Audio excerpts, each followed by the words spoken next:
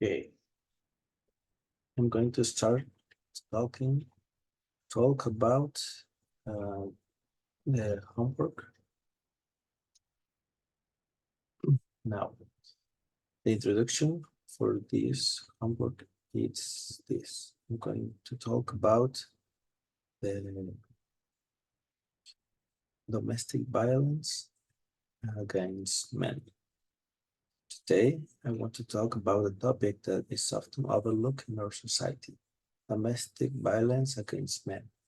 It's a subject that many shy away from, largely due to a societal norm and misconception. But it's time we bring this issue to light and acknowledge its existence. Prevalence. Domestic violence is not gender specific. According to the National Coalition Against Domestic Violence, 1 in 9 men experience physical violence, sexual violence, or stalking by an intimate partner.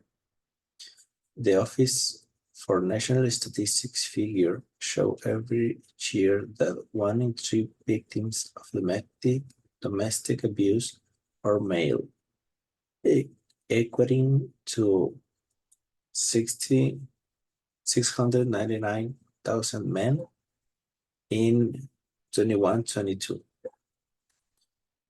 1 in 7 men and 1 in 4 women will be victims of domestic abuse in their lifetime. Of domestic abuse crimes recorded by the police, of domestic abuse crimes recorded by the police, 25% were committed against men. Here we have a graphic showing that from all the domestic abuse in a year, 1/3 it's against men. Underreporting.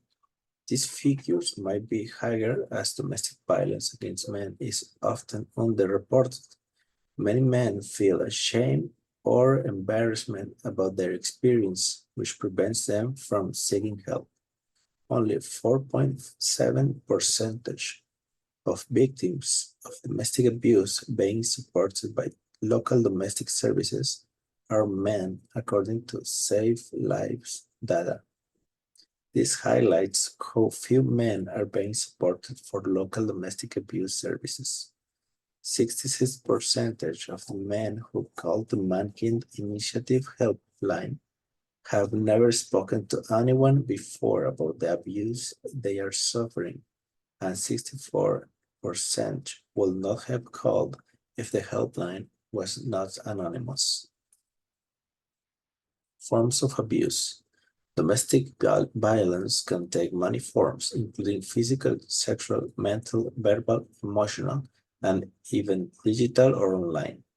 It's important to recognize these different forms and understand that they can affect anyone regardless of gender. Some forms of violence look the same across the board, regardless of either person's gender. For example, yelling or shouting, blaming or belittling, threats and intimidation, pushing, pinching, hitting, or kicking, sexual coercion or assault. Sometimes domestic violence can be distinctly gendered. For example, secretly discontinuing prescription birth control to promote unintended pregnancy, intentionally misgendering you, attempting to emasculate you or make you feel like less of a man, threatening to out your gender identity or sexual orientation to others, denying that you are the father of your shared children. Misconceptions. Misconceptions about who perpetrates and experiences violence can further delay intervention and support. We need to challenge these stereotypes and create an environment where all victims feel safe to seek help. Conflict is natural. Even if you love somebody and have a healthy relationship, you aren't always going to agree on everything. Something's conflated with violence, but they aren't the same.